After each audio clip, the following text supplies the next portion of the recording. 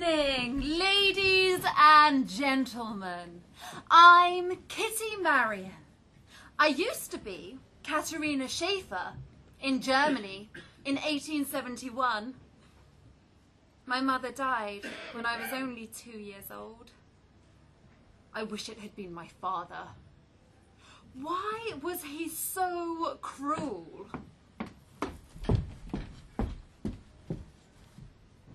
Essen. Und bist du nicht willig, so brauch ich Gewalt. At mealtimes, he made me eat every scrap of food. If I hadn't had you, I could have lived like a baron.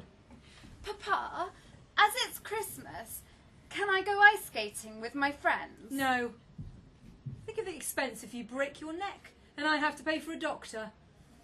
Or a funeral. I'm going for a walk. On my long escapes down country footpaths, whenever I spied a flower trapped under a twig or stone, I'd carefully free it from whatever obstructed it, and then watch it grow taller every time I passed. At the age of 15, I freed myself. Father paid for me to get out of his life.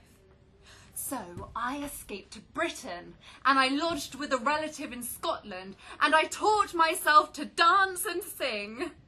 I called myself Kitty Marion, and I set out to take on the world, one audience at a time, as a singer and dancer in the chorus. But between us dancers and the stage was the detested casting couch. I soon learned that it wasn't just my father who looked down on women. It was a man's world. Women wanted something better.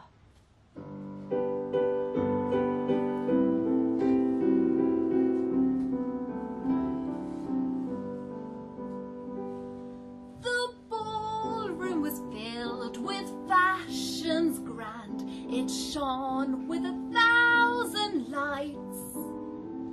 There was a woman who passed along, the fairest of all the sights.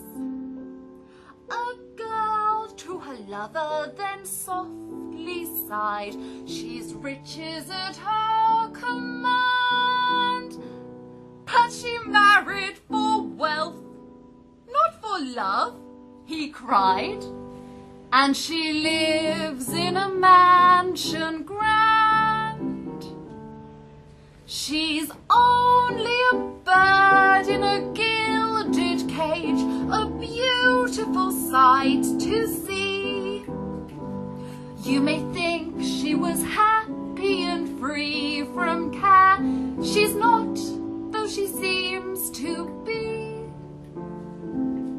'Tis sad when you think of her wasted life, how youth cannot mate with age. And her glory she sold for an old man's gold. She's a bird in a gilded cage.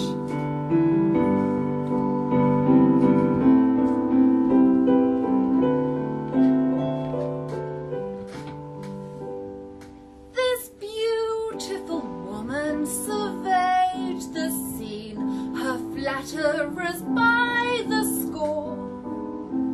Her gems were the purest, her gowns divine. What could a woman want more? Then memory bore back the face of a lad whose love she had turned aside. For happiness could not be bought with gold, although she's a rich man's bride. She's only a bird in a gilded cage, a beautiful sight to see. You may think she was happy and free from care. She's not, though she seems to be.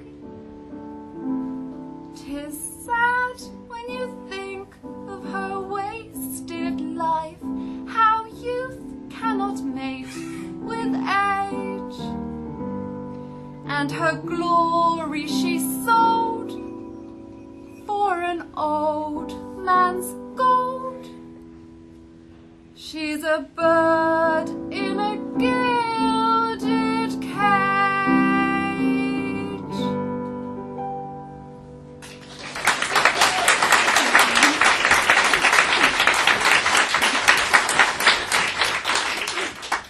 One of my first jobs was as a dancer in pantomime in Glasgow, Robinson Crusoe. I danced a hornpipe at the start. Then I was a sailor on Crusoe's ship as we set sail down the Clyde. Then I was a fish, then a dancing sea spirit. Did you enjoy it? Oh, so much. Opening night made me feel grand. And even though I was just a face in the chorus, I was on stage in paradise. Then, one day, Mr. Dreck, my manager, wanted to meet me to discuss a new contract. He called me to his private office on the Strand by Waterloo Bridge. It's a show in Southend-on-Sea. You have to get experience in the backwaters before you can go for anything in London. Give me the bottom line. 30 shillings per week, plus full board. I'm up for that. Kiss me. What? No! Oh! I wasn't expecting that. No, 1,000 times no. You cannot buy my caress. No, 1,000 times no. I'd rather die than say yes. Just one kiss and I'll let you go. And you, a married man. No, 1,000 times no. You cannot buy my caress. No, 1,000 times no. I'd rather die than say yes. Look, don't tell my wife. I meant no harm. I only wanted a little love, that's all. Other girls don't resist so much. You'll never get work in the halls if you carry on with that attitude.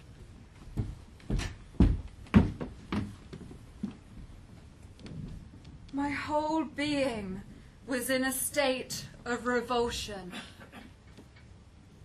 As I walked over Waterloo Bridge, I considered jumping in.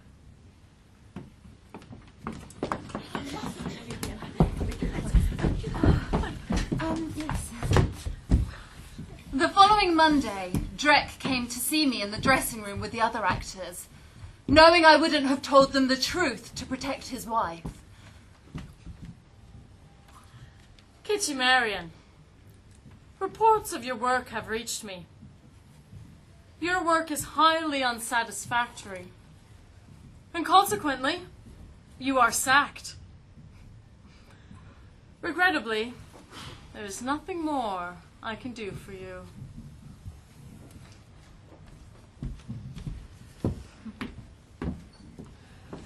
I decided against naming him publicly, but I began a battle against the casting couch and for the rights of women in theatre to dignity. You might say you refused to take it lying down. How very dare you! Yes, I most certainly did refuse.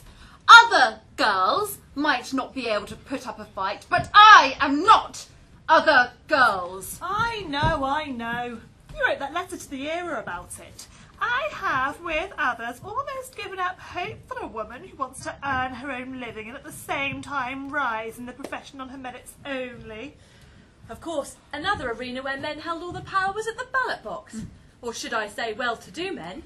Male ratepayers could vote for Parliament, but no women have the vote. When women go to work, the ones employers will engage, they give them all the menial jobs for a low starvation wage. But when it's men that they employ, they always make a note. Fair wages must be paid, because the men have got the vote. And of course, we know what happens every time another war comes around. You dress yourselves in uniforms to guard your native shores, but those who make the uniforms do work as good as yours. For the soldier bears the rifle, but the woman bears the race. And that you'd find no trifle if you had to take her place. Oh, it's woman this and woman that and woman cannot fight, but it's ministering angels when the wounded come in sight. When the wounded come in sight, my friends, the wounded come in sight. It's ministering angels who nurse them day and night. But as more women joined the workplace towards the end of the 19th century, the legal status of women gradually improved. Do you remember the new laws?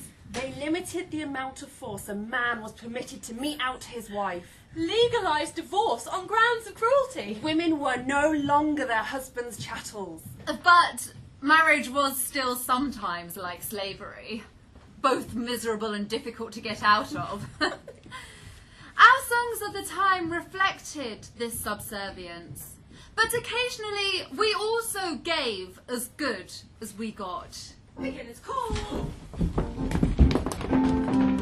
Come on, come on. Come on. You just sit right here. Alright, I'm gonna tell you a little story now.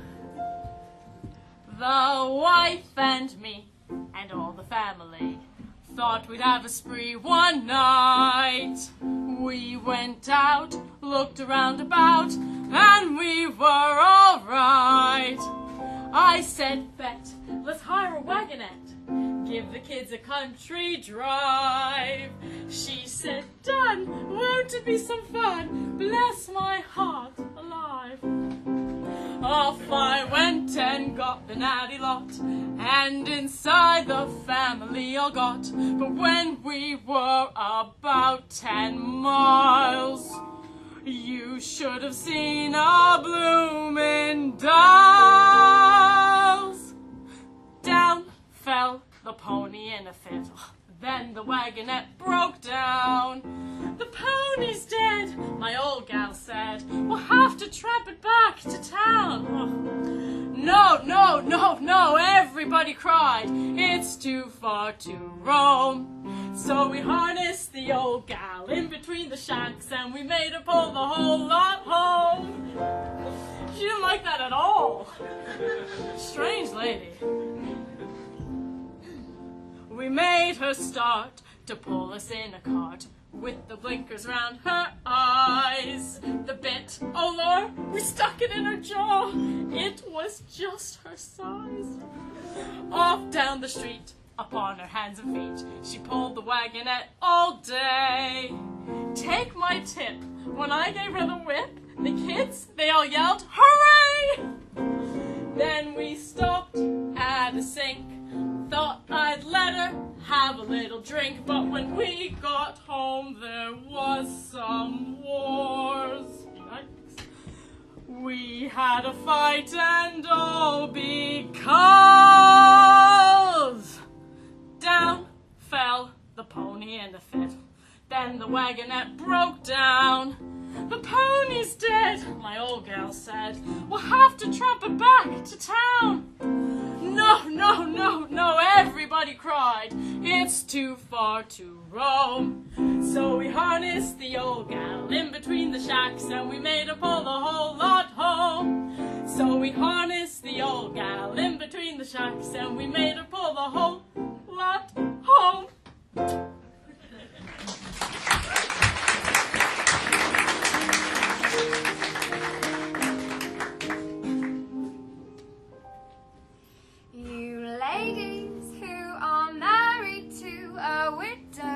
I fear you've often heard your husband talk of his departed dear. Perhaps he'll make comparison between yourself and she. But there, don't lose your temper, just take this advice from me. Don't you worry if your hubby tells to you all those wonderful things that his first wife used to do. Don't start crying if you do are a silly cat. Grab him by the whiskers, swing him around the room and say, did your first wife ever do that?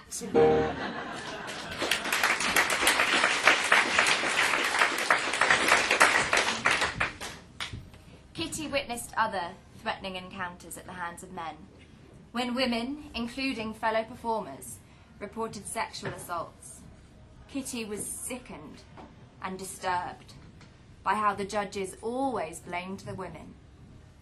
She should have known better.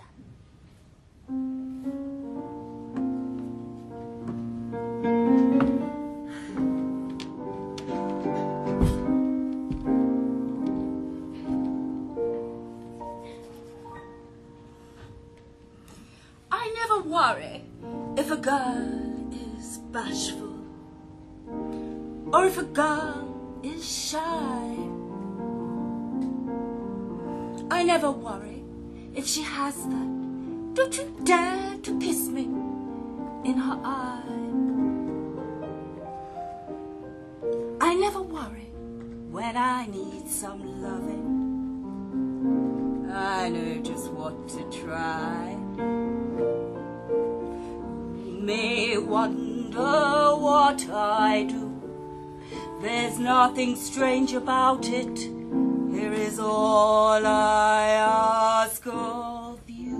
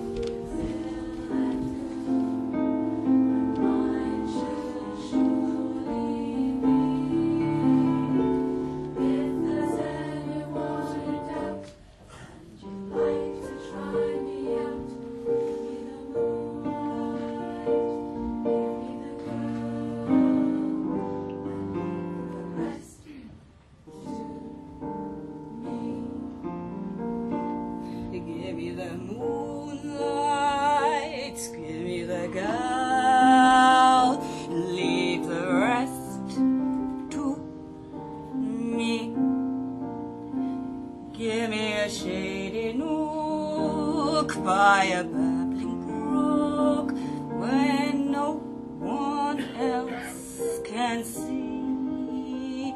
Give me a bench for two where we can be and cool, and mine shall surely be. If there's anyone in doubt and they'd like to try me out, give me the moonlight. Give me the girl and leave the rest to me.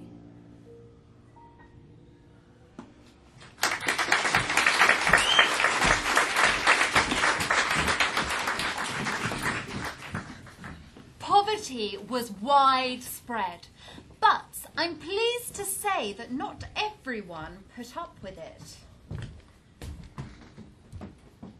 In 1888, at the Bryant and May Match Factory in the East End, sparks were starting to fly. Oh, hi, I'm Annie, by the way. I'm a journalist for The Link.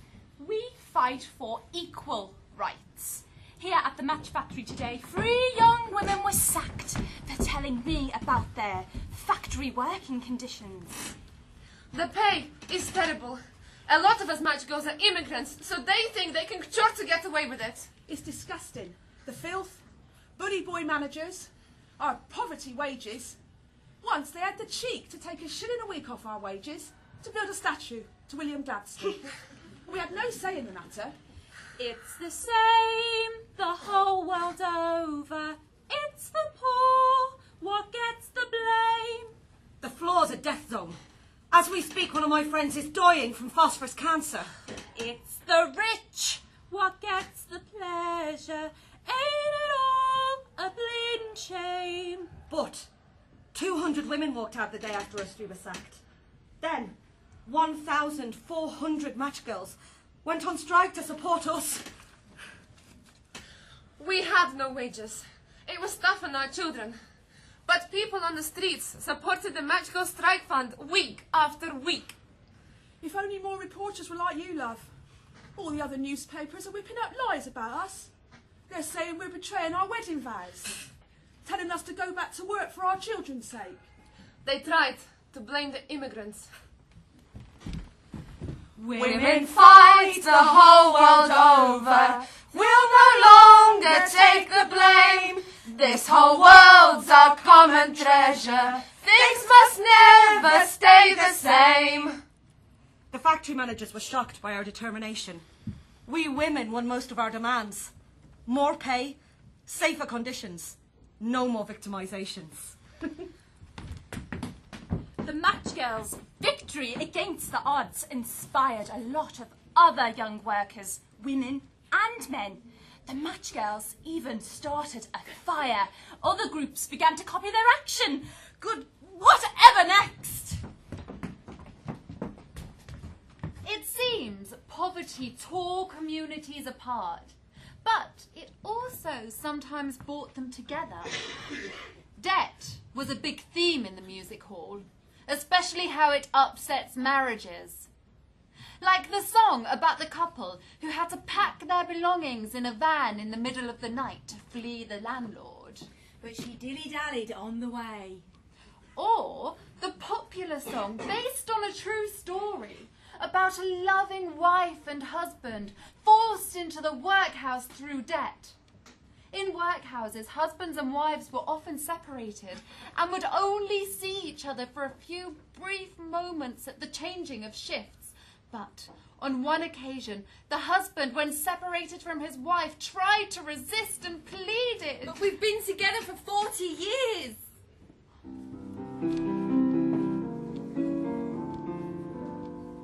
We had to move away 'cause the rent we couldn't pay. The moving van came around just after dark. There was me and my old van, shoving things inside the van, which we'd often done before, let me remark. We packed all that we could pack in the van, and that's a fact. And we got inside all we could get inside. And then we packed all we could pack on the tailboard at the back, till there wasn't any room for me to ride. My old man said follow the van, but don't dilly-dally on the way. Off went the cart with my home packed in it. I walked behind with my old cock in it, but I dillied, I dallied and I dillied. I lost the van and don't know where to roam. Oh, you can't trust the specials like the old time coppers when you can't find your way home. All together, my old man said follow the van, but don't dilly-dally on the way. Off went the car with my home packed in it. I walked behind with my old cock linen, but I dillied, I dallied and I dillied. Lost the van and don't know where to roam. Oh, you can't trust the specials like the old time coppers when you can't find your way home.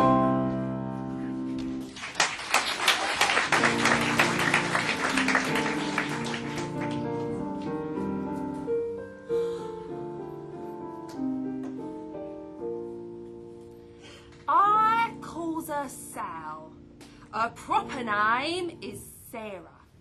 And you won't find a gal who you'd consider fairer. Oh, she ain't an angel, she can start a drawing till it makes you smart. She's just a woman, bless her heart, is my old girl. We've been together now for 40 years, and it don't seem a day too much. Oh, there ain't a lady living in the land as I'd swap for my dear old Dutch. Oh, there ain't a lady living in the land as I'd swap for my dear old Dutch. She's ever so pretty. She's lovely. Have you met her? No. She's lovely. Sweet, fine old gal. Oh, for worlds I wouldn't lose her. She's a dear, good old girl. And that's what made me choose her. Oh, she stuck to me through thick and thin when luck was out, when luck was in. Oh, what a wife to me she's been. And what a pal. We've been together now for 40 years, and it don't seem a day too much. Oh, there ain't a lady living in the land as a swap for my dear old Dutch. There ain't a lady living in the land as a swap for my dear old Dutch. Oh, she's here! Brilliant! We've been together now for 40 years, and it don't seem a day too much. She's so pretty! There ain't a lady living in the land as a swap for my dear old Dutch. You sound wonderful! There ain't a lady living in the land as a swap for my dear old Dutch.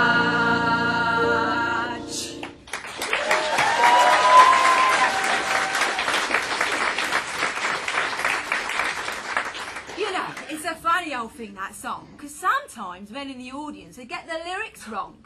The correct words were... We've been together for 40 years and it don't seem a day too much. There ain't a lady living in the land as I'd swap for my dear old Dutch. But some men in the audience would sing... We've been together for 40 years and it don't seem a day too long. There ain't a lady living in the land as I'd swap for my dear old dong. That just ain't right at all, is it? No, no. I was constantly on the road and in digs. From Glasgow to Liverpool to Cardiff to Leeds. There was one guest house where the sign outside said weekly rates for actors. But someone had scratched out the E, so it read weekly rats for actors. I got used to curious noises from neighbouring rooms. I got used to unladylike landladies, uninvited insects, and in every town the same clinging smell of dead cabbage. Once, Kitty was in digs in North London. What's that? It looks like a castle. Oh, that's Holloway Prison for Women, dear. You don't want to end up there. I didn't give it a second thought. Thankfully, I never stayed in anything approaching actual slums. Thank heavens. But I always made a point of visiting the horrific slums in many of the cities on my travels. There has to be a more just society. More heaven. Less hell. Once, a dancer said to me, Oh, Kitty, you are quite mad wanting to turn some earth into some sort of a heaven. It'll always be like this. Whilst travelling round Britain, usually in third class, Kitty gradually made the successful journey from chorus girl to solo artiste. She played just about every music hall here in London. I remember the music hall in Crouch End. It's now a Virgin Gymnasium. But in her day, there wasn't a virgin in Crouch End. I loved the attention. And in one of my solos, called When I'm on the Stage, I sang, I'm the girl that's captivating London. When I am on the stage at nights, I give a look across the lights. I throw a kiss to each and all, from gallery to box and stool. And then, oh, don't they make a noise, my own dear boys. In larger society, there were new ideas for keeping women of childbearing age healthy. The Girls' Empire magazine said, Today, women are discarding their old ideas and methods and entering into a new regime with a zest and vigour which bodes well for the future. They even recommended women taking up sports like hockey, golf and cycling, And there was even a more relaxed, new fashion called the rational dress. Most male MPs held a low opinion of any woman joining forces to fight for women's rights. One male MP described women campaigners as an advancing, impenetrable phalanx of corseted bosoms. Oh. Women began to rebel more and more against the corset and the ideal silhouette. The tight clothing caused restricted breathing, digestion, organ failure, and prolapsed wombs. Women loved the rational dress. Then, in the 1890s, there was panic in the medical journals about women's sporting activities, and especially whether or not women should be dissuaded from riding rickety old bicycles over cobbled streets. Researchers said it was dangerous and inappropriate, as it could cause women to become overstimulated in the seating area. And just as women were starting to enjoy getting out and about.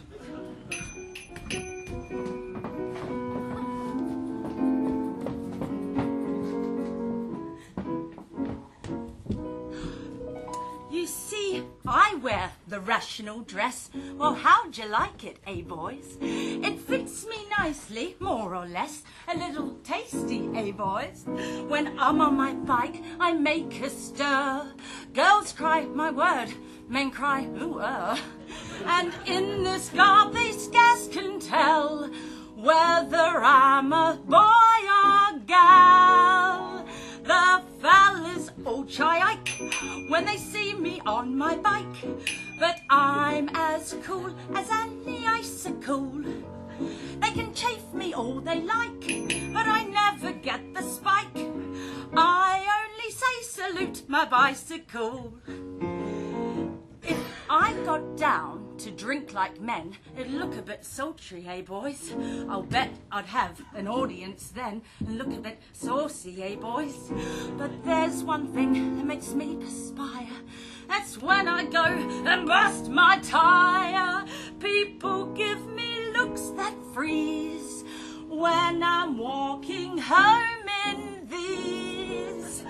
The fellas all chike when they see me on my bike, but I'm as cool as any icicle.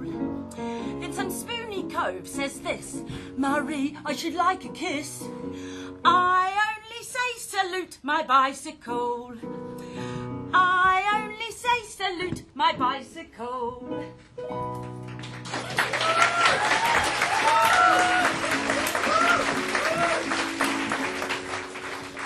Once up to London I went for the day. Everything there seemed so lively and gay. I met a fella, a regular swell, said I was looking so rosy and well.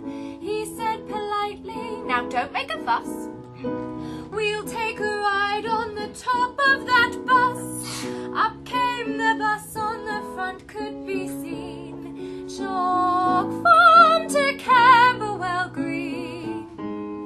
Chalk Farm to Camberwell Green, all on a summer's day. Up we climbed on the motor bus, it started right away. When we got to the end of the ride, he asked me to go for a walk, but I wasn't Camberwell Green by a very long chalk. No, I wasn't Camberwell Green by a very long chalk.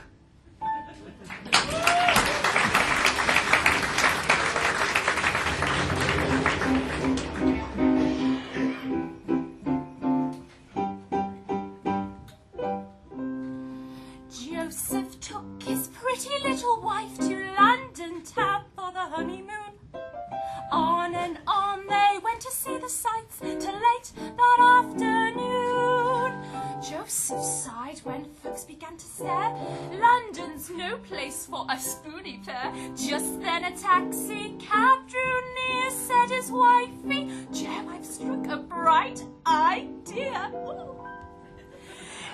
Take me in a taxi, Joe. All around the town we'll go. You can kiss me down the Strand. Piccadilly, squeeze my hand. Tickle me in Leicester Square and make me smile. Love me all round Regent's Park at 8p a mile."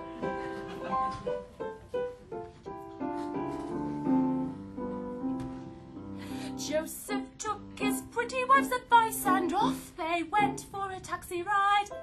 When they had 5 shillings worth of love, she felt quite satisfied. That joy ride, it filled her with delight. Now she dreams of taxis every night. But when hubby goes sweet bye-bye, she will make her grab a hubby's nose and cry, "Joe, take me in a taxi, Joe. All around the town we'll go. You can kiss me down the Strand." Yes, you can. Piccadilly, squeeze my hand. Tickle me in Leicester Square and make me smile. Love me all round Regent's Park. Love me all round Regent's Park. Love me all round Regent's Park at 8p a mile. Everybody, take me in a taxi, Joe. All around the town we'll go. You can kiss me down the Strand. Piccadilly, squeeze my hand. Squeeze it, Joe. Tickle me to Leicester Square and make me smile. Love me all round Regent's Park. Love me all round Regent's Park. Love me all round Regent's Park at 8p a mile.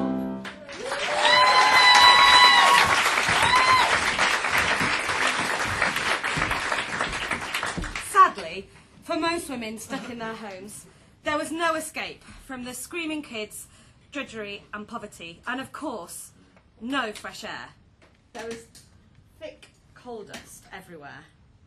But if they were lucky, once a year, more and more factory women would get a holiday at the seaside. Ah, fresh air! Due to the nature of her work, Kitty rarely got a holiday. But women lucky enough to escape their drudgery caught the seaside fashion, including the new trend for men and women bathing together, and a new sense of fun.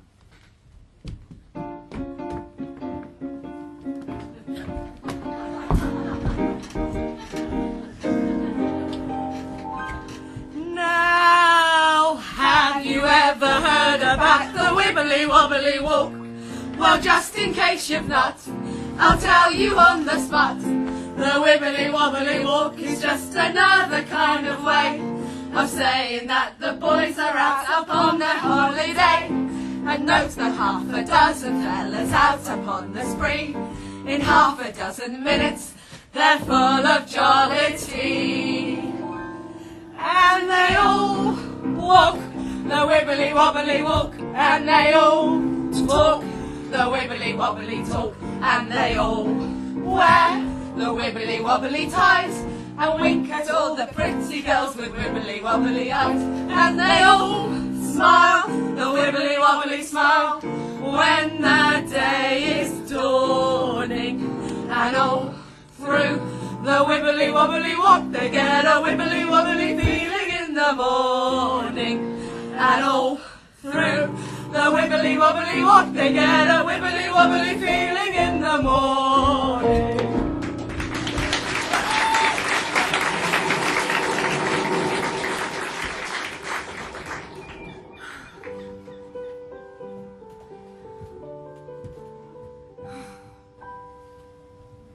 Should the sexes bathe together? That is the question now. Certainly, most decidedly, is the sort of an answer you'd get from me. A nice bathing dress in your back, you know you certainly wouldn't require it. You might might as well dress in a sack, you know, if the chaps were not there to admire it. Where's the harm, where's the harm, can anyone tell me, pray, if the sexes bathe together in the beautiful summer's weather? When they tell you it's wrong, tell them to take a run. Go along, do with your old Mother Hubbard, and don't come spoiling the fun. Now, if the fellas do swim near them, when they go in the sea, why should any young lady cry? If they did it, they'd pipe 'em off on the sly. Now why should any young fella scare their mother and father? They're much safer there in the sea, you know, than they are when they're out of it, rather. Where's the harm, can anyone tell me, pray, if the sexes bathe together in the beautiful summer's weather? When they tell you it's wrong, tell them to take a run. Go along, do with your old Mother Hubbard, and don't come spoiling the fun.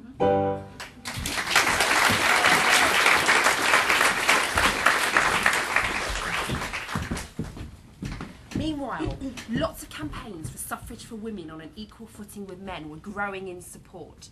The Daily Mail coined a term for the most militant activists, suffragettes. The term caught on. But the poorer activists didn't like playing second fiddle to the more well-off ladies. I visited the London headquarters of the Women's Social and Political Union, the Suffragettes. It was all silks and satins, teas and cakes. I think for a working class woman like me. And you risk losing your job, your family, everything if you were arrested. So it was harder for poorer women to be militant activists. The more the government showed they wouldn't allow suffrage on equal terms, the more the women turned to deeds, not words. Kitty, one experience that had a big impact on you was the musical strike in 1907. The singers and dancers were sick of the low wages that music hall managers could get away with. So lots of us joined the Variety Actors Union. When negotiations failed, the great musical strike broke out. Even some of the major stars of the halls, like Marie Lloyd, joined the all-singing, all-dancing picket lines. I joined the picket lines. And I contributed 5% of my salary to the strike fund. Music halls were without musicians, stagehands, artists, the London Pavilion, the Holborn Empire, even the Oxford. But after 6 weeks of striking, we finally won a decent national contract. Once, some friends called Kitty a Suffragette. Now, all I knew then about the suffragettes were the scare stories I'd read in the Daily Mail. So I objected. I am nothing of the sort. My friends all laugh. Oh, come off it, Kitty, with your views. You're absolutely a suffragette. Stop kidding yourself, Kitty. A seed was sown in my mind. 'Tis the song of little Mary, standing at the barroom door, where the shameful midnight revel rages wildly as before.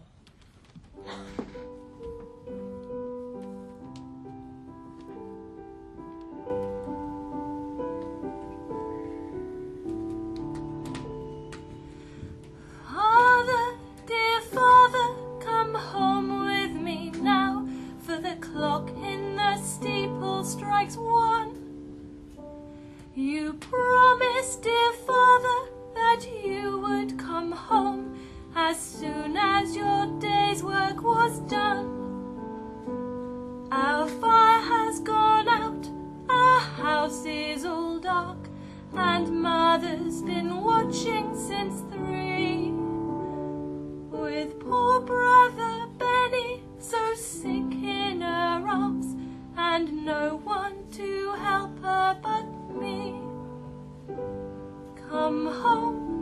come home, come home. Please, Father, dear Father, come home.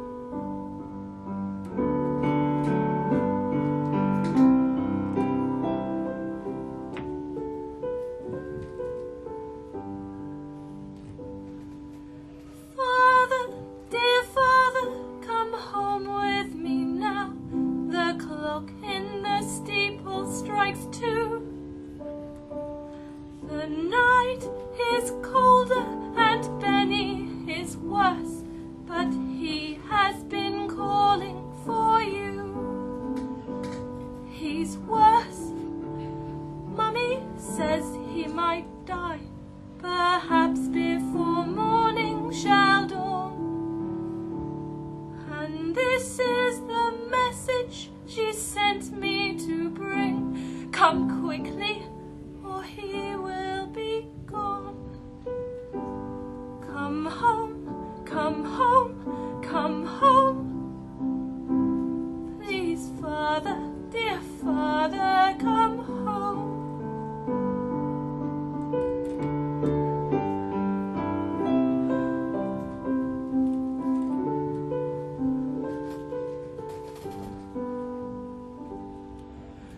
Father, dear Father, come home with me now. The clock in the steeple strikes 3. The house is so cold for poor weeping Mommy and me. Benny's dead. He's gone with the angels of light. And these were the very last words what he said. I want to kiss Daddy good night. Come home, come home, come home. Please, Father, dear Father, come home. Hear the sweet voice of the child, which the night winds repeat as they roam. Oh, who could resist this most plaintive of prayers?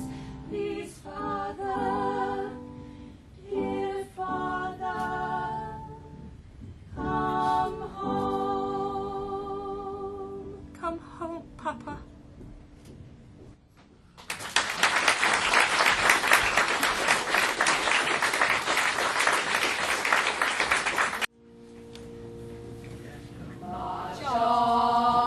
March on, face to the dawn of liberty. In my own career, I was now being cast in more prominent roles, and I was working with some well-known artistes. I loved playing a boy, and I was often cast as the principal boy in pantomime. Once I played the young boy apprentice in Dick Whittington at Liverpool Empire, and Vesta Tilley played the title role. I had a small part opposite Vesta Tilley's Dick.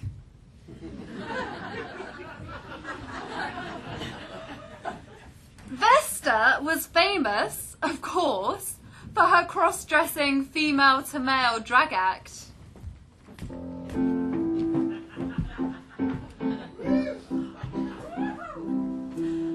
I'm never one to boast about the aristocrats I know. In fact, I should be disgraced for showing such measly taste. Whenever I meet a lord or earl, I pass serenely by. It isn't because I'm vain or proud. I'll tell you the reason why.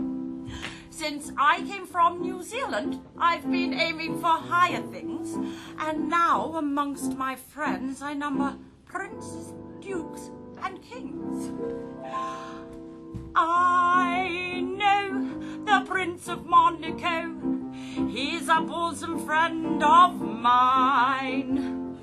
I've had cigars and ginger ales with the Duke of Baden-Baden and the Prince of Wales. I know the Emperor of Japan. I've met the King of Spain, I do declare. In fact, I know every public house from Marble Arch to Leicester Square. My pater, they say, was just the same when he was as old as me. He used to drink pints of champagne with the fellow who governed Spain. They say that with the Duke of York his friendship was sublime. He called at the house each morning, yes, and left there at closing time. I like to do what father did whenever the Duke's about. I was there just after daybreak, and I've only just thrown me out. I know the Prince of Monaco. He's a bosom friend of mine. I've had cigars and ginger ales with the Duke of Baden-Baden and the Prince of Wales. I know the Emperor of Japan. I've met the King of Spain, I do declare. In fact, I know every public house from Marble Arch to Leicester Square. Everybody, I know the Prince of Monaco. He's a bosom friend of mine. I've had cigars and ginger ales with the Duke of Baden-Baden and the Prince of Wales. I know the Emperor of Japan. I've met the King of Spain, I do declare. In fact, I know every public house from Marble Arch to Leicester Square. In fact, I know every public house from Marble Arch to Leicester Square.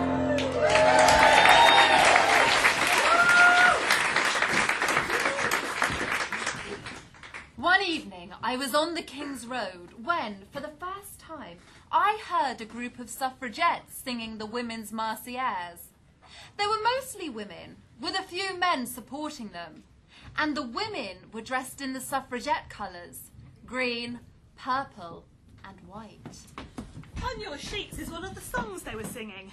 Dare you do it? The tune is Glory, Glory, Hallelujah, the battle hymn of the Republic. Shall we all try it now? Women first, the men join in the second verse.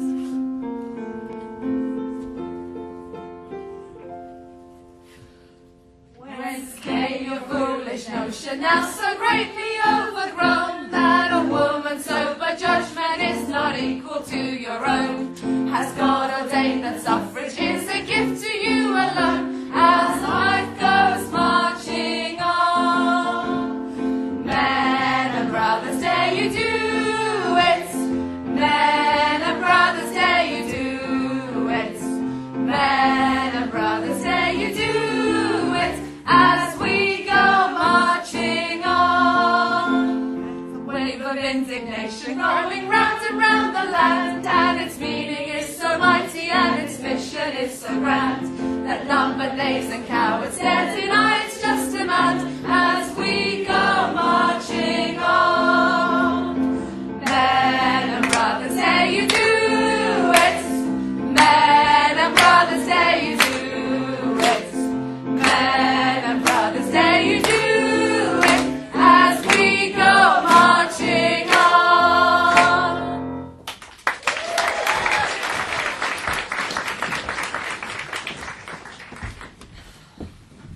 The point is, girls, stand up for your rights. And if you can't stand up, sit down. But don't let them catch you bending. I mean, why should a woman play second fiddle to a man, eh? And when it comes to this, why should a woman play second fiddle at all if she's got an old man's bald head for a drum? It's the same old story. And of course, men, have got no feeling from the heart upwards. I mean, who is it? Who is it that sits by a man's bedside and nurses that man back to health? The woman? The woman! Men. The men don't appreciate the women. And who is it who sticks like glue to a man when trouble comes? The woman who brings the trouble? The man. Never mind.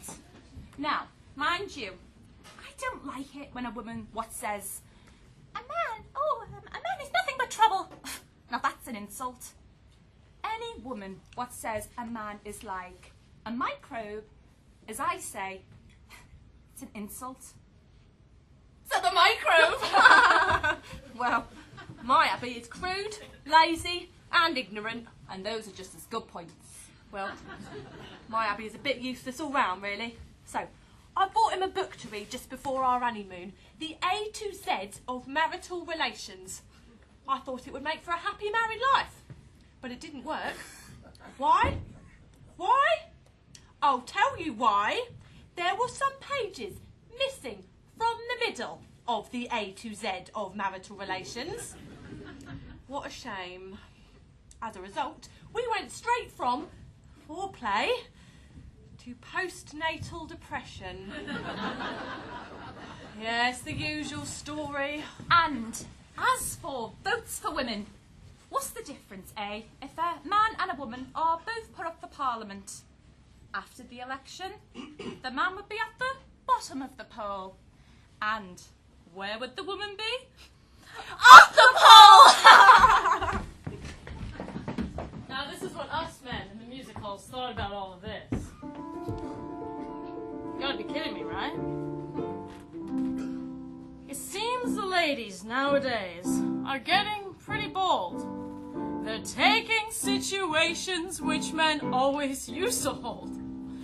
Lady barbers, lady clerks, lady doctors too, even lady journalists.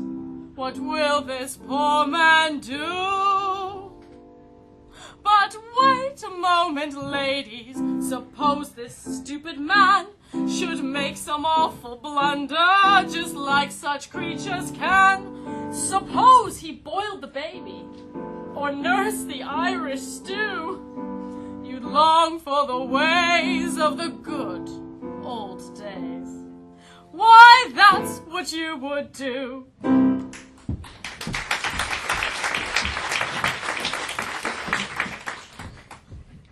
Eventually, I joined the Women's Social and Political Union.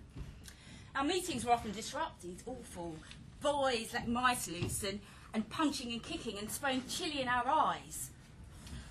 And just at that critical moment, the wicked little boy let down the mice upon the floor and shouted with the joy.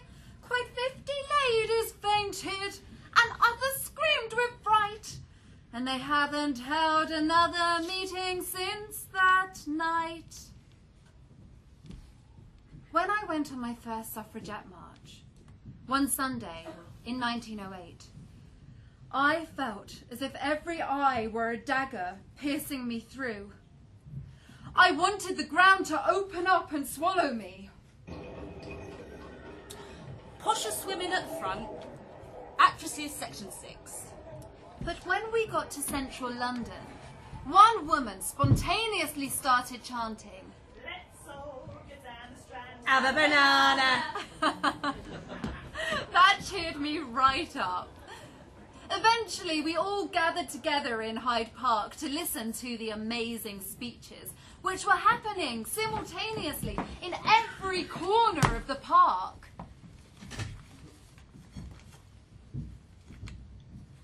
Sisters, we women, in trying to make our case clear, have to repeat again and again one very simple fact, that women are human beings.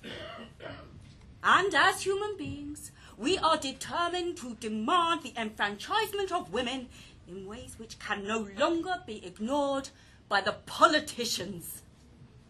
Some of us here will no doubt be in prison one day because we stand by our principles. We will be called militant, and we proudly accept the name.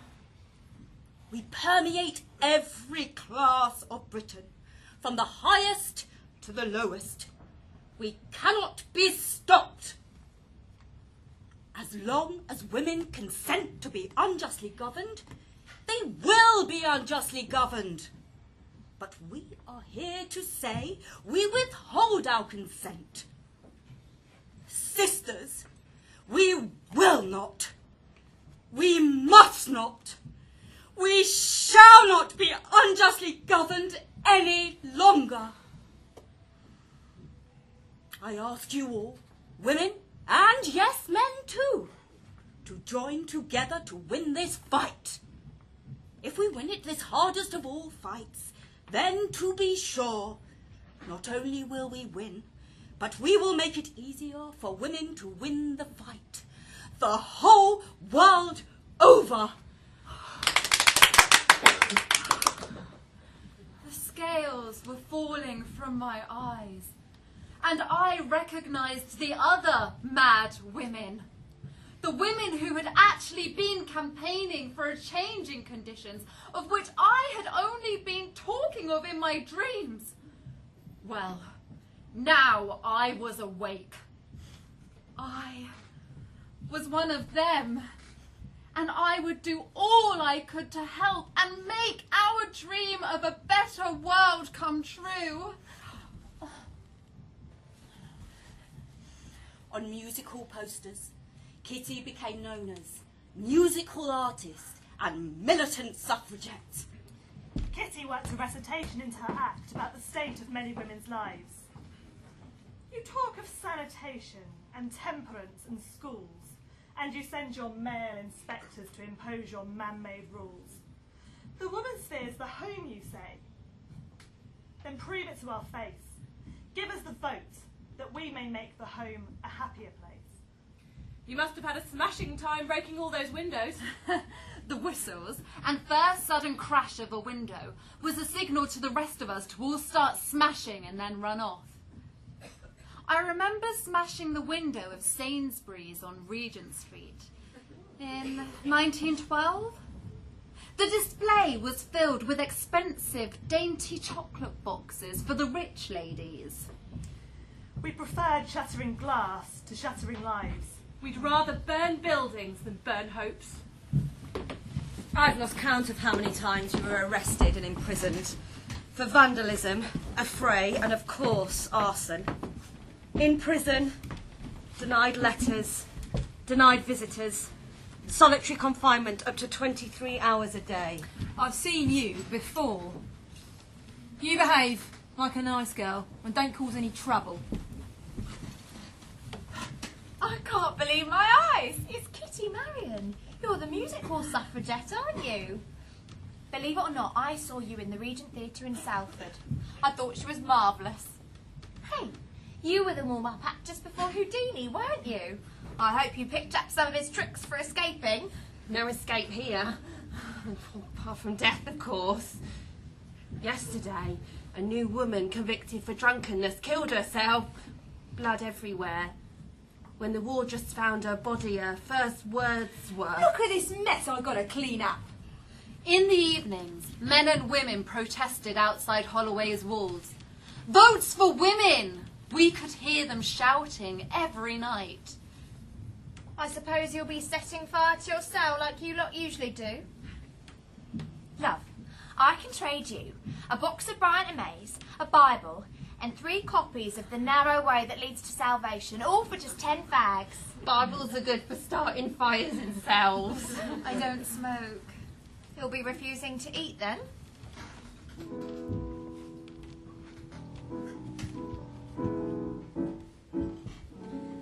Now, I never was a one to go and stint myself. If I like a thing, I like it, that's enough. And there's many a people say that if you like a thing a lot, it'll grow on you and all that sort of stuff. Now, I like a drop of stout as well as anyone, but a drop of stout's supposed to make you fat. And there's many a la-di-da madam wouldn't dare touch it, because she mustn't spoil her figure, silly cat. I saw the prison officers as prostitutes for a brutal government policy. So when the wardresses tried to win me over with offers of oysters and champagne, I was confused. The wardress said, "Eat," in a tone I hadn't heard since childhood. I stood motionless. She left. I always hold in having it if you fancy it. If you fancy it, that's understood. And suppose it makes you fat, I don't worry over that, 'cause a little of what you fancy does you good.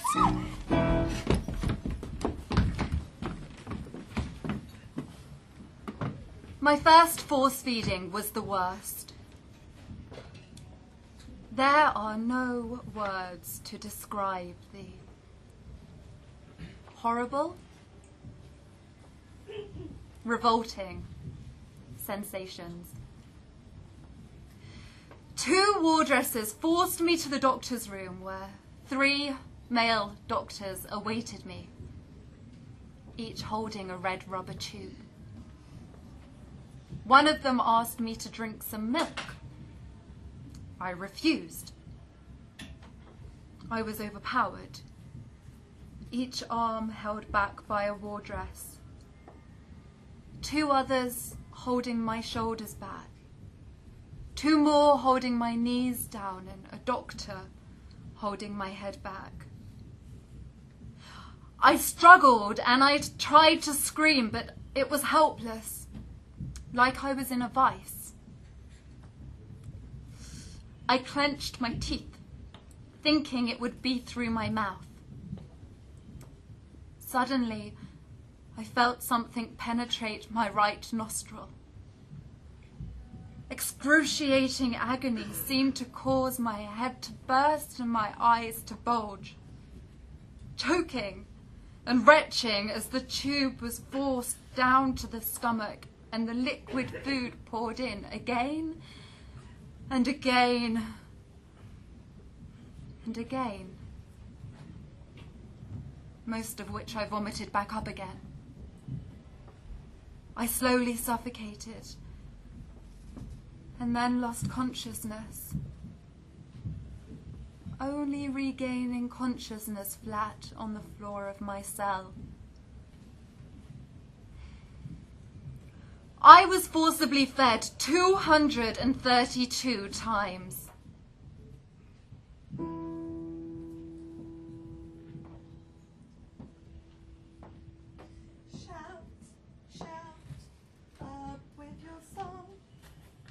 With the wind, for the dawn is breaking. March, march, swing you along. White blows our banner and hope is waking. Ways that are weary, days that are dreary, toil and pain, by faith ye have borne. Hail, hail, victors ye stand, wearing the wreath that the brave have worn. Long, long, we in the past, cowered in dread from the light of heaven. Strong, strong, stand we at last, fearless in faith and with sight new given. Firm in reliance, laugh in defiance, laugh in hope, for sure is the end. March, march, many as one, shoulder to shoulder and friend to friend.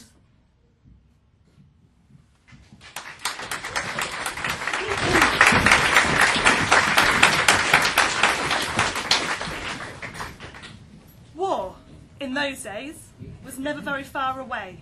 Mrs. Beaton called women on the home front the household generals.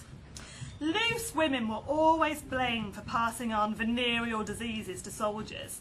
And of course soldiers needed to be fighting fit up the front. The Contagious Diseases Act meant women diagnosed as unclean were confined, against their will if necessary, until cured. In fact, one time in Bristol, Kitty's digs were actually next door to one of these confinement centres for loose women. And every time a war breaks out, posters and newspapers fill up with stories about brave young men going off to fight to protect their women folk at home. Here's one of the very earliest music hall songs ever, about how women were used to encourage men to take the Queen's shilling and join the army.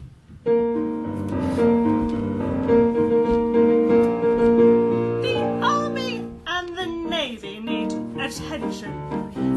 The outlook isn't healthy, you'll admit. But I've got a perfect dream of a new recruiting scheme, which I really think is absolutely it. If only other girls would do as I do. I believe that we could manage it alone.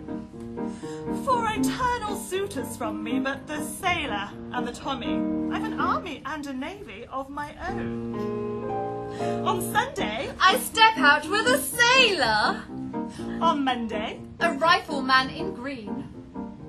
on Tuesday, I'm out with a big Boy Scout. on Wednesday, A Marine. on Thursday, I ginga we a Scotter.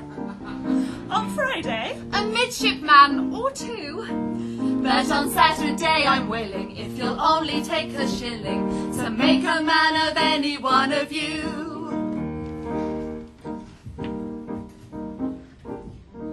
I teach the tenderfoot to face the powder.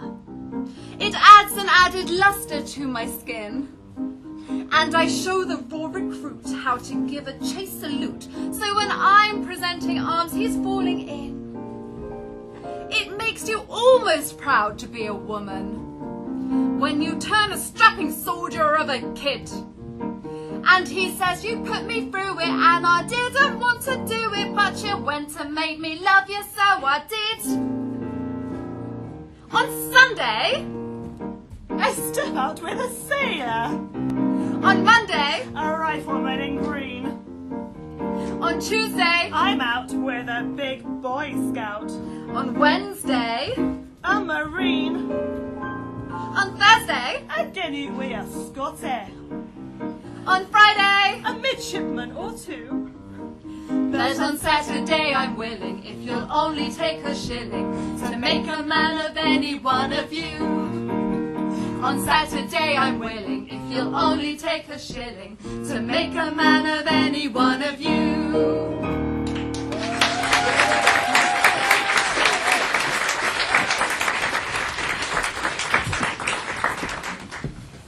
When war broke out in 1914, you were suddenly highly unpopular, what with being a militant suffragette and a German.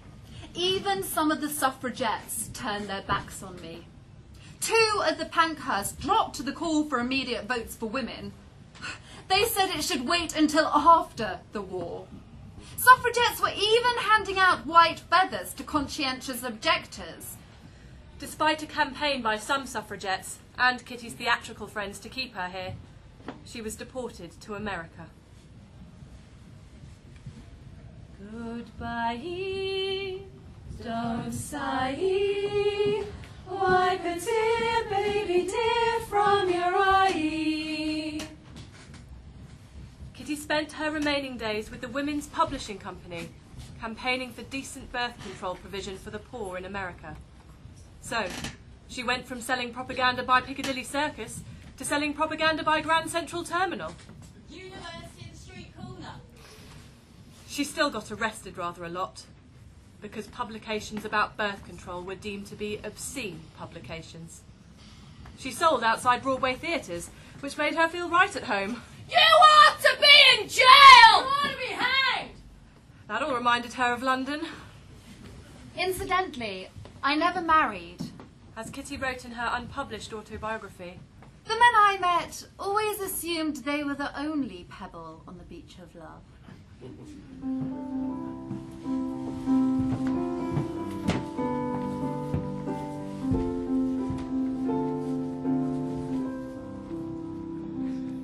As they marched through the town with their banners so gay, I ran to the window to hear the band play. I peeked through the curtain so cautiously then, lest the neighbours should say I was looking at the men. Oh, I heard the drum beat and the music so sweet, but my eyes at the time caught a more delightful treat. For the troop that I saw was the finest I did see, and the captain with his whiskers took a sly glance at me.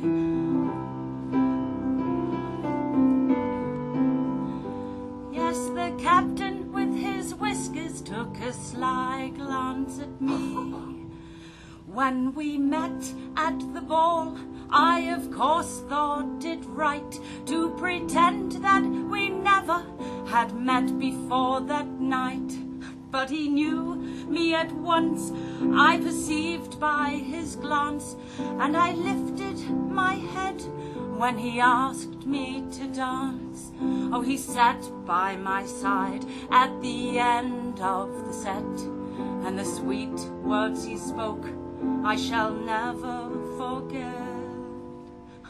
For my heart was enlisted and could not get free when the captain with his whiskers took a sly glance at me.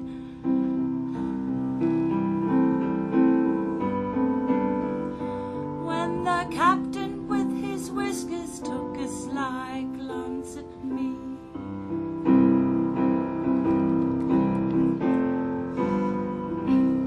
But he marched from the town, and I saw him no more. Yet I think of him still, and the whiskers that he wore. And I dream all the night, and I talk all the day, of a love of a captain who went far away.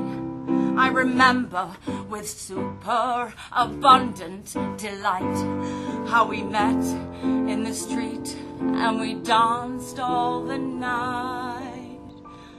And I keep in my mind how my heart jumped with glee when the captain with his whiskers took a sly glance at me.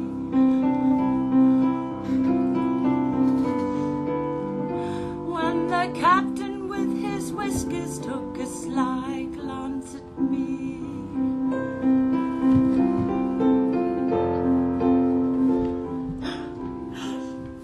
But there's hope for a friend. Just 2 seconds ago said the captain's returned from the war, and I know that he's looking for me with considerable zest.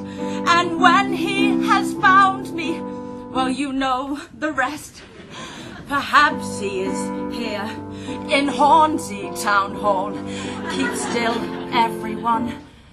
Don't move at all. For if the dear captain is here, he will be with his whiskers a-taking sly glances at me.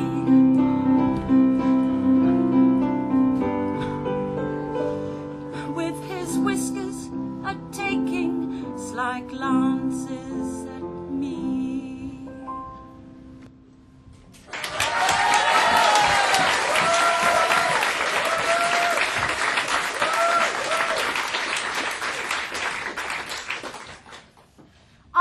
Myself in some awful battles in my own life. But like other women, I bore the scars of many battles and imprisonments. Didn't we all? Don't we all? But somehow I was always free within my heart, and I was never, ever just a bird in a gilded cage.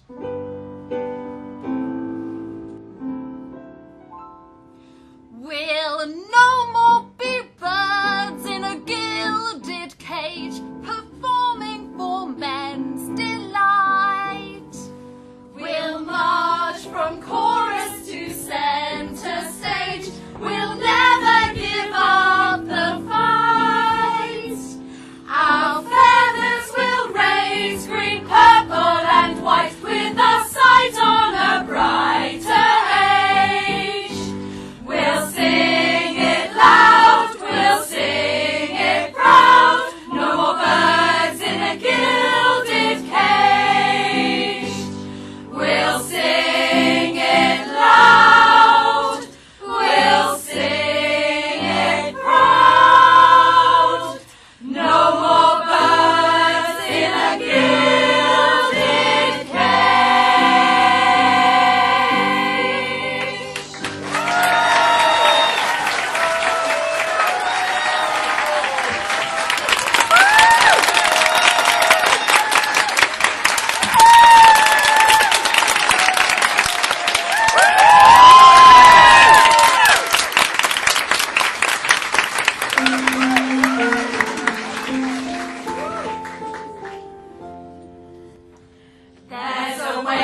indignation rolling round and round the land, and its meaning is so mighty and its mission is so grand that none but